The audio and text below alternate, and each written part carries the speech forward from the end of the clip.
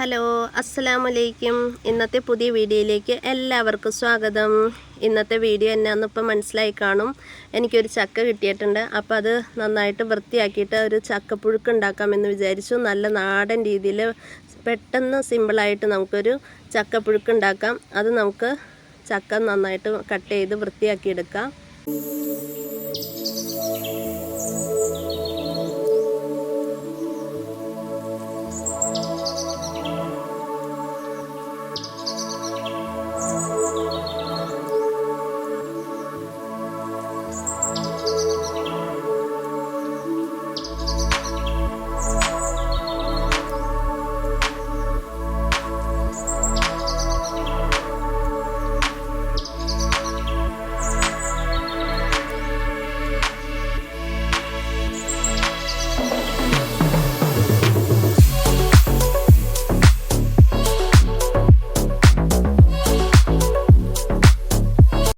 ചക്കയ്ക്ക് നന്നായിട്ട് വൃത്തിയാക്കി കട്ട് ചെയ്തെടുത്തിട്ടുണ്ട്. അതൊരു കുക്കറിലേക്ക് മാറ്റി കുറച്ച് കറിവേപ്പില, 2 പച്ചമുളക്,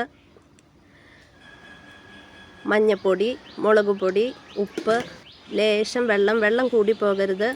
വെള്ളം ഒഴിച്ചിട്ട് നമുക്കൊന്ന് കുക്കറിലിട്ടൊന്ന് ഒരു വിസിലടിക്കാൻ പാകത്തിന് ഒന്ന് അടിച്ചെടുക്കാം. അരിപ്പിന് ആവശ്യമായത് തേങ്ങ, കറിവേപ്പില, 4 ചെറിയ വെളുത്തുള്ളി, ജീരകം. അത് നമുക്ക് നന്നായിട്ട് മിക്സിയിലിട്ട് അടിച്ചെടുക്കാം. നമ്മുടെ കുക്കറിലിരിക്കുന്ന ചക്ക നന്നായിട്ട് വെന്തിട്ടുണ്ട്. നല്ലതുപോലെ ഒന്ന് ഉടച്ചു കൊടുക്കാം. നല്ലതുപോലെ ഉടച്ചിട്ടുണ്ട്. നമുക്ക് അരിപ്പ് ഒഴിച്ചു കൊടുക്കാം. നന്നായിട്ട് മിക്സ് ചെയ്തെടുക്കാം. മിക്സിയുടെ ജാറ് കഴുകി ഊറ്റുണ്ട് ലേശം വെള്ളം ഒഴിച്ചിട്ട്. അപ്പോൾ നന്നായിട്ട് മിക്സ് ചെയ്യണം. എൻ്റെ വീഡിയോ പുതുതായി കാണുന്നവർ സബ്സ്ക്രൈബ് ചെയ്യുക, ലൈക്ക് ചെയ്യുക, കമൻറ്റ് ചെയ്യുക, സപ്പോർട്ട് ചെയ്യുക. ലൈക്ക് ചെയ്യാൻ മറക്കരുത്. നമുക്കിതൊന്ന് താളിച്ചെടുക്കാം.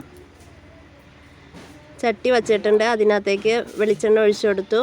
കുറച്ച് കടുകിട്ട് നന്നായിട്ട് പൊട്ടിച്ചെടുത്തിട്ട് നമുക്കത് നമ്മുടെ പുഴുക്കിലേക്ക് ഒഴിച്ചു കൊടുക്കാം.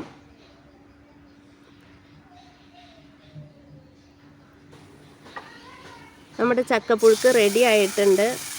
നല്ല അടിപൊളി ടേസ്റ്റാണ്.